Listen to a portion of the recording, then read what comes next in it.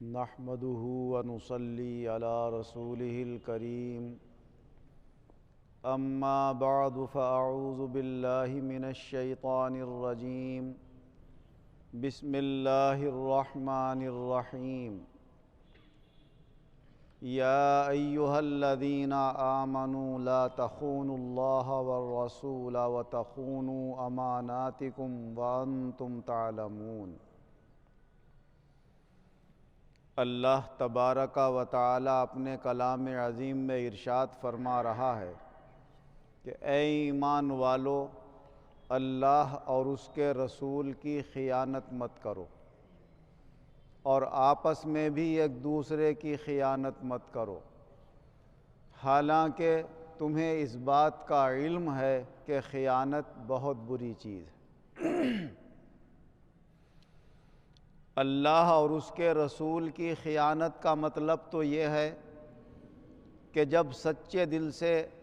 ہم نے اسلام قبول کیا ہے اور یہ یقین رکھا ہے کہ قرآن حق ہے، حدیث حق ہے،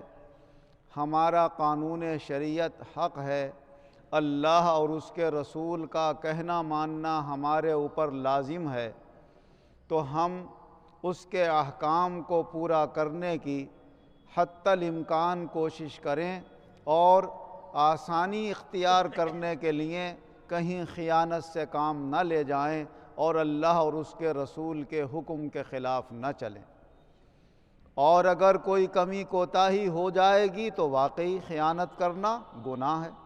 بندہ اللہ کا گناہگار ہو جائے گا۔ اب اسے معافی مانگنا ہے، توبہ کرنا ہے اور اللہ سے یہ امید رکھنا ہے کہ اللہ معاف فرمانے والا ہے۔ لاپرواہی سے کام نہ لے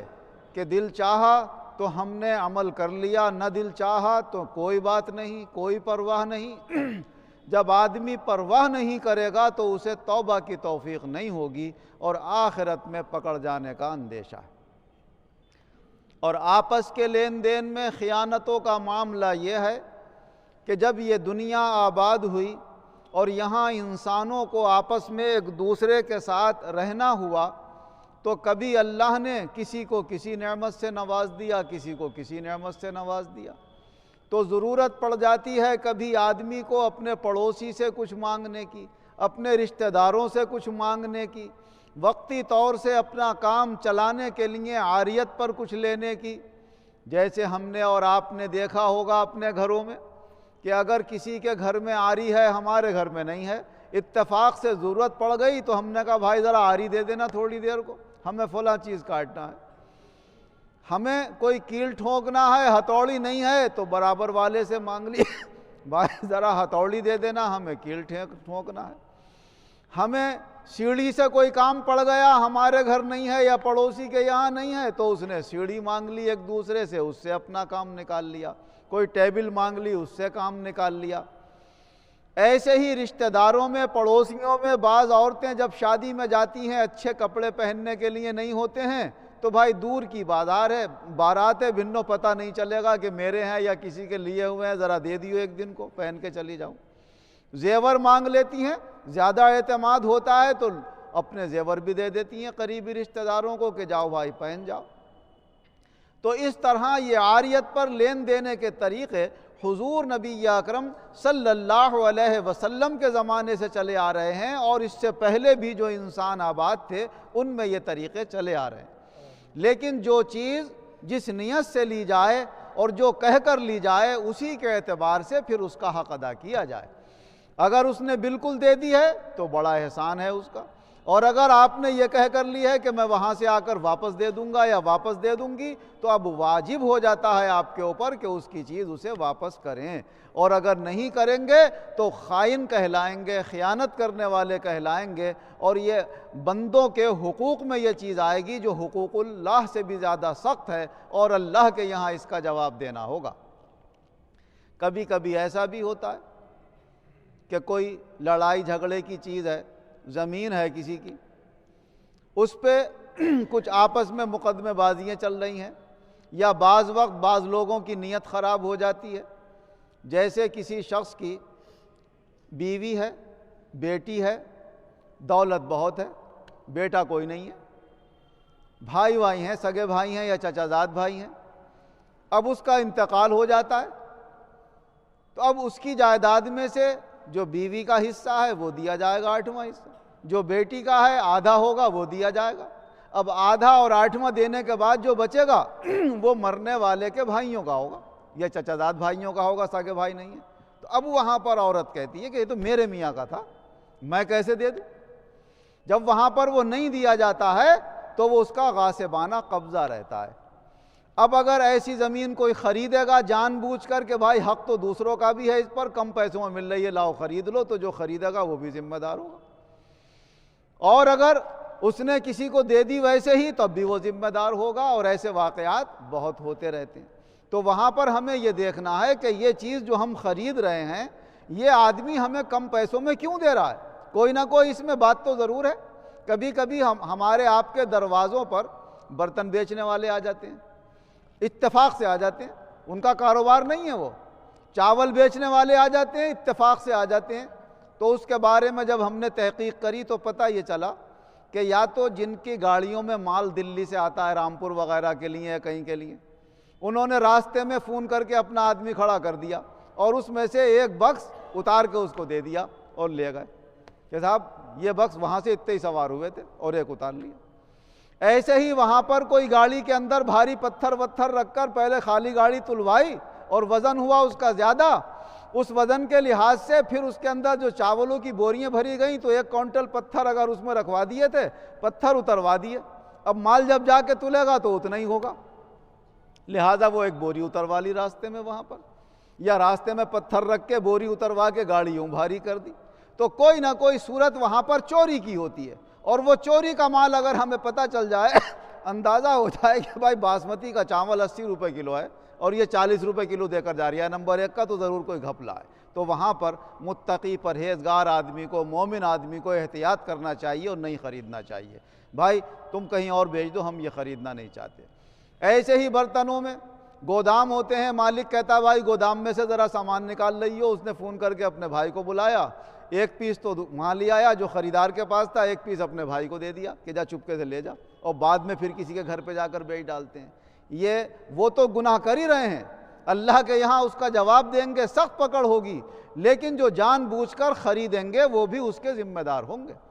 حضرت سمرہ بن جندب رضی اللہ عنہ روایت فرماتے ہیں کہ حضور صلی اللہ علیہ وسلم نے ارشاد فرمایا کہ جس شخص کے پاس اگر کسی آدمی کا سامان مل جائے تو جس کا سامان ہے وہ اس سامان کو لینے کا زیادہ حقدار ہے۔ وہ کہے صاحب میں نے تو خریدا تھا، تمہارا ہے، چلو میں مانتا ہوں، لیکن میں نے تو خریدا، میں تمہیں کیوں دے دوں؟ دینا پڑے گا۔ کیوں خریدا آپ نے؟ جو خریدے گا وہ ذمہ دار ہوگا۔ حضور صلی اللہ علیہ وسلم نے فرمایا مالک کو اس کا حق دے دے، اور جس سے تم نے خریدا جا کر اس سے بات کرو کہ بھائی تم نے یہ چوری کا مال ہمارے ہاتھ کیوں بیچا تھا، یا غلط مال ہمارے ہاتھ کیوں فروخت کیا تھا۔ تو اس طرح کی بہت ساری چیزیں ہمارے یہاں رائج ہیں۔ لوگ یہ چاہتے ہیں کہ اس طرح کے اختلافی چیزوں کو کم پیسوں میں حاصل کر کے ہم جلدی سے مالدار ہو جائیں گے، زیادہ ہمیں فائدہ ہو جائے گا۔ دھوکے میں ہیں، فائدہ دنیا کا وقتی ہوگا تو ہوگا، مگر سب سے بڑا نقصان آخرت کا ہو جائے گا، اور اصلی نفع نقصان جو ہے وہ آخرت کا ہے۔ دنیا کا نفع نقصان کوئی اہمیت نہیں رکھتا ہے۔ آپ نے کروڑوں اربوں روپے جمع کر لیے، ایسی بیماری میں مبتلا ہو گئے کہ موت ہر وقت سامنے کھڑی ہوئی ہے، تو آپ کو نہ بلڈنگ میں مزہ آئے گا، نہ عمدہ کھانوں میں مزہ آئے گا، نہ دولت کے دیکھنے میں مزہ آئے گا۔ ہر وقت یہ فکر لگی رہے گی کہ بھائی موت آئے گی تو اللہ کے یہاں جا کر کیا جواب دینا ہوگا، ایسے کیا ہے ویسے کیا ہے۔ اور جب اکٹھا ہو جاتا ہے ناجائز تو پھر اسے واپس کرتے ہوئے تکلیف بہت ہوتی ہے۔ اس سے پہلے کہ دل کو تکلیف ہو، آپ ہاتھی مت ڈالو اس چیز کے اوپر، جس حال میں اللہ رکھے، جائز اور حلال راستے سے عطا فرمائے تو آپ اسے حاصل کریں، اور اگر ناجائز راستے سے کتنا بھی زیادہ مل رہا ہے تو اس سے اپنے آپ کو بچانے کی کوشش کریں۔ حضور صلی اللہ علیہ وسلم نے ارشاد فرمایا کہ ناجائز مال حرام مال وقتی طور سے آدمی کو کتنا بھی بڑھتا ہوا دکھے، لیکن نتیجہ اس کا جو ہوگا ہمیشہ نقصان دہ ہوگا۔ تو ہر ناجائز و حرام مال سے اللہ تعالی ہم سب کو بچنے کی توفیق عطا فرمائے، اور اگر کسی کے پاس ایسا ہو تو جن لوگوں کا حق ہو جا کر ان سے حلال کرا لیں۔ بھائی تمہارے حصوں میں سے یہ حصہ سنا اس کے اندر ہے، اللہ واسطے ہمارے لیے حلال کر دو، ہم نے یہ چیز خرید لی ہے یا لے لی ہے یا یوں ہو گئی ہے۔ حضور صلی اللہ علیہ وسلم نے فرمایا جو کچھ آپس میں ایک دوسرے کے حقوق آ رہے ہیں ان کو یہیں حلال کرا لو، آخرت میں کچھ نہیں ہوگا دینے کے لیے، یہیں سے اگر حلال کر کے چلے گئے تو اللہ کے یہاں بھی پکڑ سے بچ جاؤ گے۔ اللہ تبارک و تعالی ہم میں سے جس کے اوپر بھی کسی کا کوئی حق ہے تو اللہ اسے معاف کرانے کی توفیق عطا فرمائے، اور ادا کرتا ہو تو اللہ ادا کرنے کی توفیق عطا فرمائے، اور اس دنیا کی محبت سے اللہ ہماری حفاظت فرمائے، آخرت کی کامیابی کی طلب اللہ ہمارے دلوں میں پیدا فرمائے۔ آمین وآخر دعوانا ان الحمدللہ رب العالمین والعاقبۃ للمتقین والصلاة والسلام علی خیر خلقہ محمد وآلہ واصحابہ اجمعین۔ اے اللہ ہمارے گناہوں کو معاف فرما، آئندہ گناہوں سے بچنے کی توفیق عطا فرما، جو تیرے حق ہیں مولا تو بھی معاف فرما، جو بندوں کے حق ہوں ان سے بھی معاف کرا، اور آسانی سے ہمارے دین دنیا کے کام آخرت کے لیے فائدہ مند بنا۔ اے اللہ ہم سب کے ایمانوں میں قوت پیدا فرما، شریعت مطہرہ کی عظمت و محبت ہمارے دلوں میں پیدا فرما، اور اس پر زیادہ سے زیادہ عمل کرنے کی توفیق عطا فرما۔ کہیں کوئی کمی کوتاہی ہو جاتی ہو تو اپنے رحم و کرم سے اسے معاف فرما۔ سب بیماروں کو شفا عطا فرما، قرض داروں کو قرضوں سے نجات عطا فرما، بے روزگاروں کو اچھے روزگار عطا فرما، جو برسر روزگار ہیں ان کے روزگاروں میں خیر و برکت اور ترقیاں عطا فرما۔ کل عالم کے مسلمانوں کی غیب سے مدد فرما، اور سب کو مل کر اپنے دشمنوں سے صحیح مقابلہ کر کے شاندار فتح و نصرت حاصل کرنے کی توفیق عطا فرما۔ دشمنان اسلام کو مغلوب فرما، ان کی طاقتوں کو توڑ دے، ان کی ہمتوں کو پست فرما۔ اے اللہ ہم سب مسلمانوں کو دنیا اور آخرت دونوں جہان میں ایمان و عزت کے ساتھ شاندار کامیابی عطا فرما۔ آمین۔